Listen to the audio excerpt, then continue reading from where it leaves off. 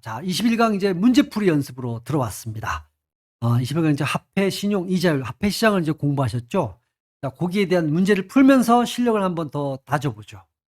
자, 화폐에 3대 기능이 있었잖아요. 기능이 아닌 것 하면, 적도 포트폴리오 기능은 없었죠. 그럼 1번은 당연히 4번이 되겠죠. 이건 뭐 쉬운 문제고요. 자, 수익성, 안정성, 이런 자산 측면에서 더 선호하기 때문에 보유하려고 하는 화폐를 더 보유하려고 하는 동기는 뭐냐? 화폐 보유 동기가 세 가지가 있었잖아요. 거래, 예비, 투기. 이 중에 투기 동기를 얘기하는 거죠. 요거는. 그러니까 거래 목적은 거래하려고, 예비 목적은 이제 미래 불확실한 상황에 대비하는 거니까 금융적 동기라는 말은 없었죠. 이렇게 자산으로서 성격을 갖고 있는 것. 요거는 투기적 동기다. 채권을 사기 위해서 떨어질 때를 대비해서 돈을 다 가지고 있는 거. 요거 이제 생각해 보시면 되겠습니다. 그래서 2번이 되겠고요. 3번 문제, 본원통화. 이거 누구만 공급할 수 있어요? 중앙은행이 공급할 수 있죠. 3번은 3번이 되는 거고, 정부 아니에요. 정부 아니고 중앙은행입니다. 정확하게. 3번입니다. 4번에 정부가 화폐 발행을 통해 자금을 마련할 때 정부가 사업하려고 물가 상승, 인플레이션이 일어나면 화폐 가치가 감소하잖아요. 그래서 앉은 자리에서 정부한테 세금 낸 꼴이 되는 거야. 물가 상승은 인플레이션이니까. 이런 개념을 뭐라 그래요? 인플레이션 조세라고 얘기를 하죠. 인플레이션 조세. 요 개념과 관련된 건 인플레이션 조세입니다. 뭐 법정화폐는 그렇고 통화승수는 법정 지급 준비율 분의 1이 되는 거고, 화폐 수량설은 MV는 PY인데 이게 단기적으로 일정하니까 통화량이 물가 상승을 일으킨다. 즉 인플레이션은 뭐 때문에 발생하냐? 화폐 공급 때문에, 즉 통화량 때문에 발생하는 것이다. 이걸 이제 던져주는 게 화폐 수량설이죠. 한마디로 얘기하면. 자, 4번에는 2번이 되겠고요. 5번 문제로 넘어가죠. 틀린 거 다음 식에서 본원통화 나오면 원래 은행은 다 대출할 거예요. 근데 뭘 남겨두고, 지급준비금은 남겨두고 대출을 할 겁니다. 그리고 대출은 하면 민간이 가지고 있겠죠. 정확하게 본원통화를 얘기한 거예요. 정확하게 맞고요. 요거는 이제 둘로 또 나눠지는 게 시제금하고 중앙은행 예치금, 요렇게 또 구분이 되죠. 은행의 지급준비금은. 자, 협의의 통화는 현금 통화부터 시작하니까 현금 통화 들어가고 결제성 예금. 요게 이제 요구불 예금이 들어가고, 요구불하고 수시 입출금. 여러분 살짝 기억이 나실 건데요. 입출금.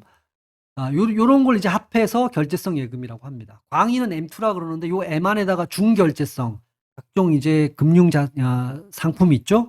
그런 것들이 이제 여기다 추가되는 거죠. 요때 요게 2년 미만이 돼야 됩니다. 2년 미만.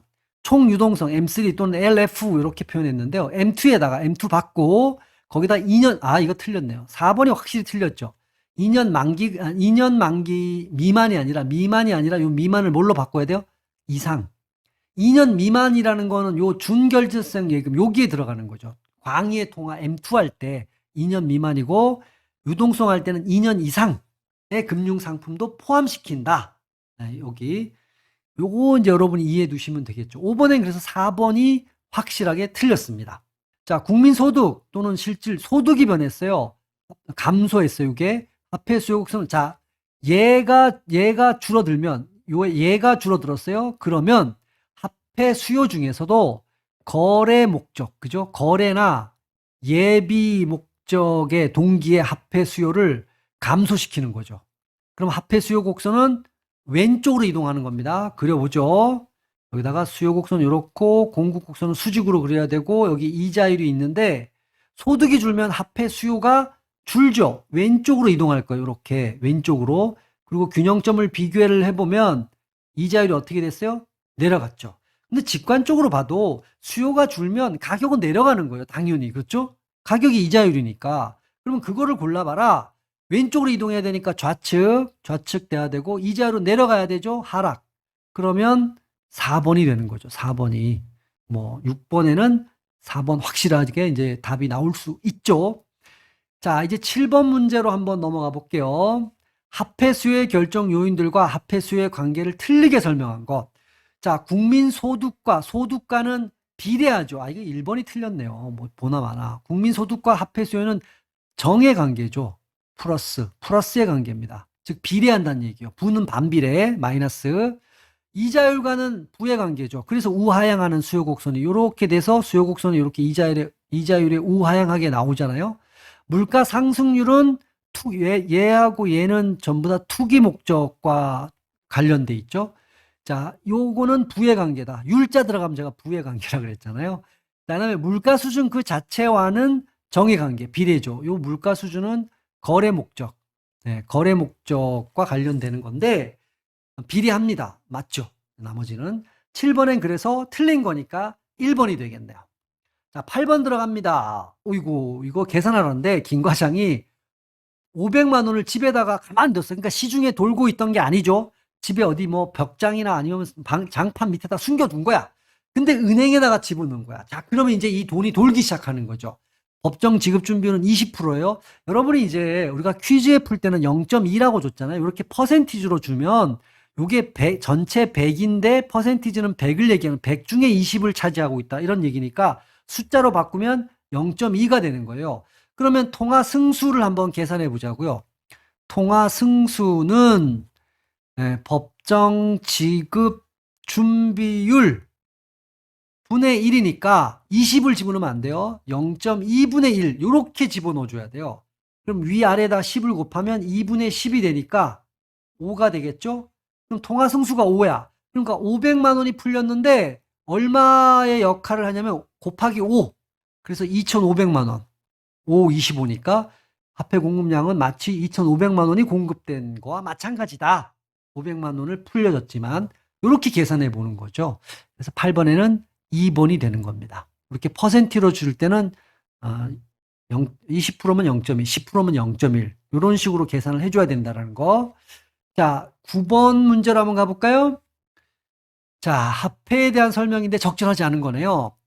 소득이네요. 증가하면 거래적 동기의 화폐 수요가 증가한다. 뭐 이거 당연히 맞는 얘기잖아요. 이게 정확하게 표현을 한 거고요.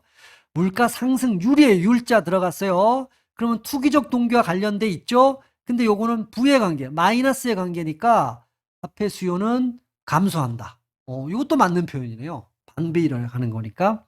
화폐 공급은 중앙은행이 정책적으로 결정하는 거니까 이자율과 상관없이 결정된다는 얘기예요. 그러니까 화폐 공급, 이게 틀렸네요. 9번에 3번. 화폐 공급 곡선은 우상향이 아니라 수직이죠, 수직. 이자율과 무관하게 수직으로. 우상향이면 이자율에 따라서 비례하게 간다는 얘기잖아요. 아니에요. 수직으로 결정된다. 그래서 9번에는 그러니까 우상향을 공급선은 우상향한다니까 수직으로 나타난다. 이렇게 바꾸면 맞는 표현입니다. 틀린 거니까 9번에는 3번이고요. 유통속도와 실질 GDP가 일정하면 이거 유량선인데 MV는 PY인데 요 V와 P가 Y가 일정하죠. 얘가 일정하면 통화량 증가, M이 증가하면 물가 상승률은 M이 만약에 10% 증가했다는 얘기는 요 P가 증가하는 것도 10% 정확하게 같다. 인플레이션과 같다. 이게 화폐 수량설이 말하고자 하는 핵심 메시지죠. 핵심 메시지. 그러니까 오케이. 인플레이션은 통화량과 관련됐다. 화폐 공급과 관련된 것이다. 오케이. 4번은 정확한 표현입니다. 9번에 3번 됩니다. 자, 10번 문제 넘어가 볼게요. 화폐 보유 동기가 아닌 건 세 가지가 있잖아요. 예비, 거래, 투기. 상대적 동기라는 말은 없었죠. 자, 이 투기와 동기 연습 좀 해볼까요? 투기는 이자율과 연결되고요. 물가 상승률과 연결돼요. 전부 다 마이너스, 반비례합니다. 거래적 동기와 관련된 건 소득, 국민소득, 그 다음에 물가 수준 자체. 요 예비적 동기와 관련된 건 소득과 관련돼 있죠. 전부 다 정해관계. 얘도 정해관계고 정해관계다. 즉 비례한다. 이렇게까지 정리가 될 수 있겠죠. 자, 10번에 1번이고요. 11번 문제로 넘어가 보죠.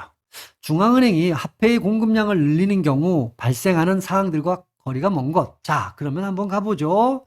여기가 이제 이자율입니다. 여기가 이제 화폐량이라고 쓰고 중앙은행은 이게 화폐 수직, 화폐 공급이죠. 화폐 수요는 우하향합니다. 화폐 수요. 근데 이 문제가 화폐 공급량을 늘리는 경우 그럼 얘가 오른쪽으로 이동해야 되겠죠. 이렇게 이동하고요. 자, 그러면 여기가 원래 균형 이자율이었는데 요 시점에서 오른쪽으로 갔으니까 이 이자리에서 수요는 아직 안 변했어요. 여기가 발생하는 거죠. 요만큼이 뭐가 일단 발생해요? 초과 공급이 발생해요. 초과 공급이 발생하면 대부자하고 대부자가 있고 차입자가 있으면 누가 더 유리한 거예요? 돈을 빌리는 사람이 빌려주는 돈이 많으니까 차입자의 입김이 커진다는 얘기예요. 그럼 차입자는 이자율을 낮추고 싶은 거죠. 하락시키고 싶은 거예요. 그래서 이자율이 떨어지게 되면서 이렇게 이동해서 여기까지 와서 균형적으로 봐보면 이자율이 이렇게 내려오게 되는 거죠. 이자율을 이렇게 낮추기 때문에 낮춤에 따라서 차입이 이렇게 수요가 는다는 얘기는 차입을 한다는 얘기죠. 화폐 공급 우측 이동한다. 이렇게 썼으니까 맞는 표현. 화폐의 초과 공급이 발생한다. 맞는 표현. 일시적으로. 그죠? 자, 차입자의 협상력이 이게 틀렸네요. 약해진다가 아니라 강해짐. 입김이 세짐. 그렇죠. 이렇게 바뀌어야 되는 거죠. 그래서 균형 이자율은 얘네가 강해지니까 이자율이 하락하는 거예요. 이렇게. 나머지 4번은 맞죠. 11번은 3번이 약해짐을 강해짐으로만 고친다면 다 맞는 표현이 되겠네요. 11번에 3번입니다. 12번 가죠. 화폐의 수요 변화에 대한 설명 중 옳지 않은 것. 이자율 하락하면 화폐를 많이 이렇게 돼버리면 투기적 동기의 화폐 수요, 화폐 보유는 요거하고 투기적 요거는 반비례잖아요. 하락했으니까 요거는 증가한다. 그랬으니까 화폐를 많이 보유하고자 한다. 엄밀하게 하면 투기적 동기의 화폐 보유가 늘어난다. 왜? 이자율과 반대니까. 이자율 하락했으니까 올라가야 되는 겁니다. 그러니까 12번에 1번은 맞는 표현이죠. 소득입니다. 소득이 감소하면 거래적 동기나 예비적 동기의 화폐 수요하고 비례하잖아요. 화폐 수요가 거래적, 예비적 동기의 화폐 수요가 줄어든다. 그래서 전체적인 화폐 수요가 감소한다. 오케이. 이건 비례하게 움직여야 되니까 맞는 표현이죠. 그래서 3번 한번 볼까요? 물가 상승률이에요. 그러면 요거는 이제 높아질 것이라 예상되면 화폐를 적게 보유하고자 한다. 이것도 맞는 얘기죠. 물가 상승률과 요 투기적 화폐 요거는 반비례하죠.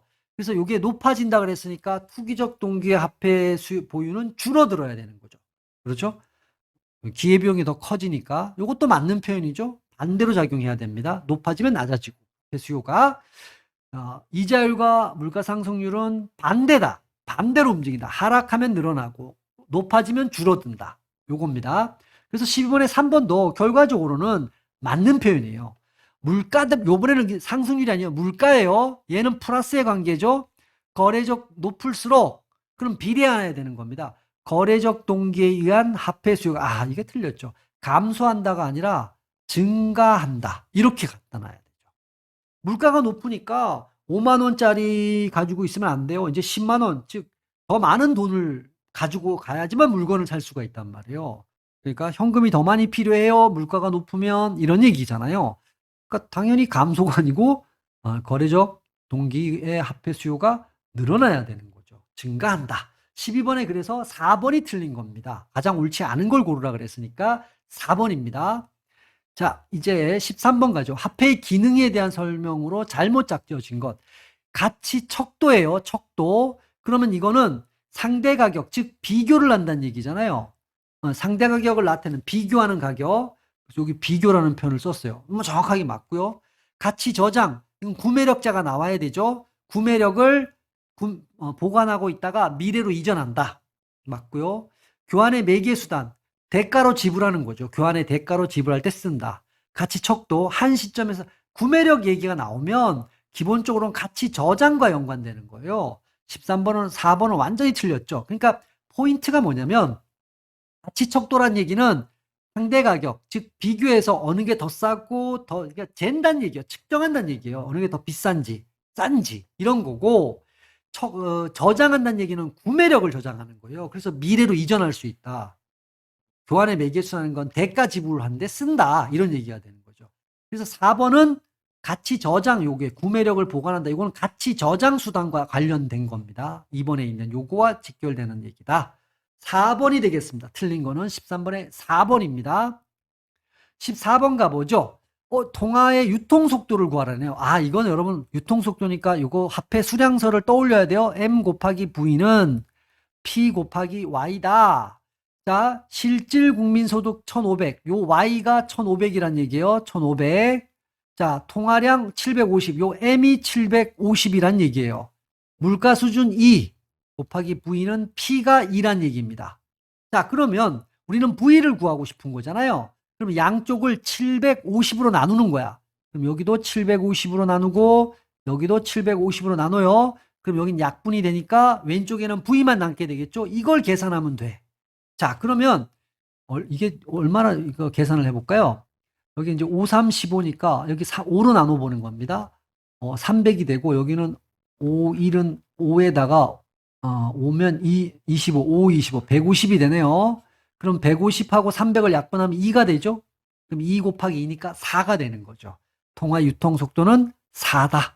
이렇게 할 수 있죠. 14번엔 그래서 1번이다. 요거는 이제 화폐 수량서를 가지고 교환 방정식, 수량 방정식을 가지고 한쪽 3개를 주고 하나를 계산하라. 근데 이제 이 메시지는 뭐냐면 요 단기적으로 요 V와 Y가 일정하니까 결국은 물가가 오르는 인플레이션은 통화량과 화폐 공급량과 비례한다. 이거를 이제 말해주고 싶은 메시지죠.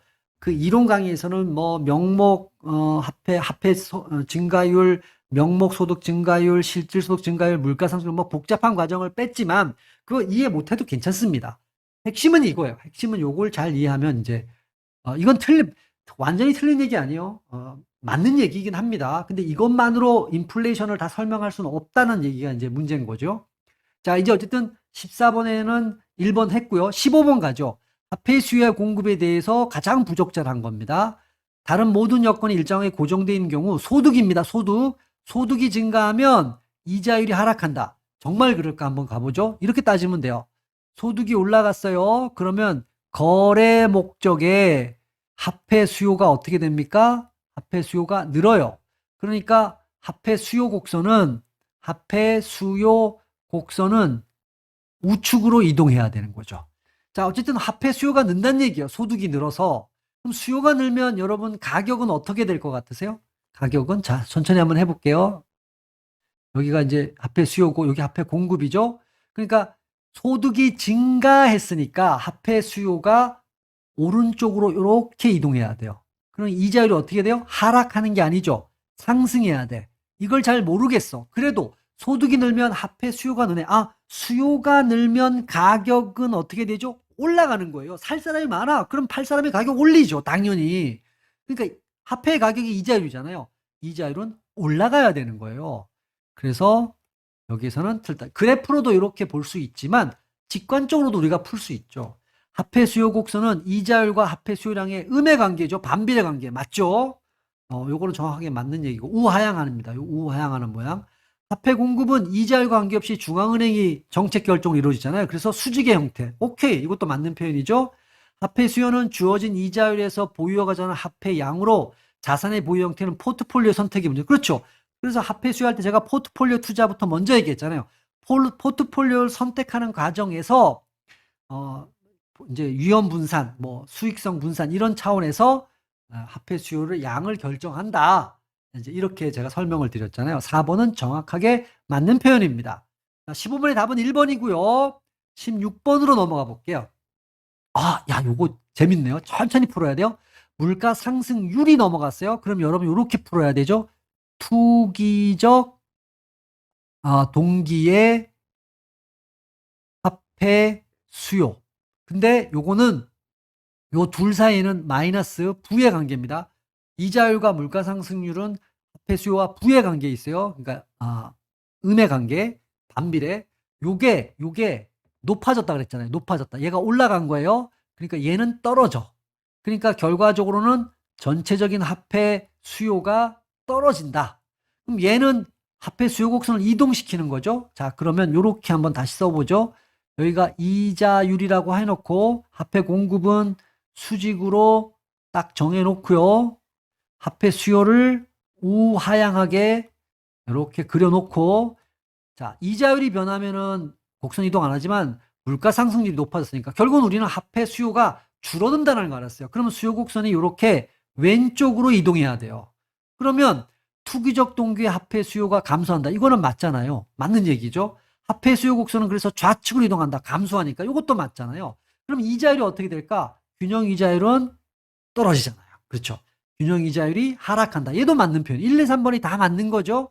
그러면 이거는 화폐 공급과는 상관이 없는 거죠.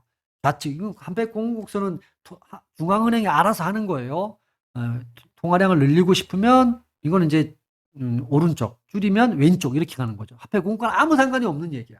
그래서 가장 옳지 않은 내용은 4번이 된다는 얘기입니다. 화폐 수량설, 여러분 뭐 MV는 PY 이거 가져가면 됩니다. 옳지 않은 것, 통화량 M, 화폐 유통속도 V, 물가 P, 실질 GDP Y의 관계를 설명하는 이유다. 정확하게 맞는 표현이잖아요.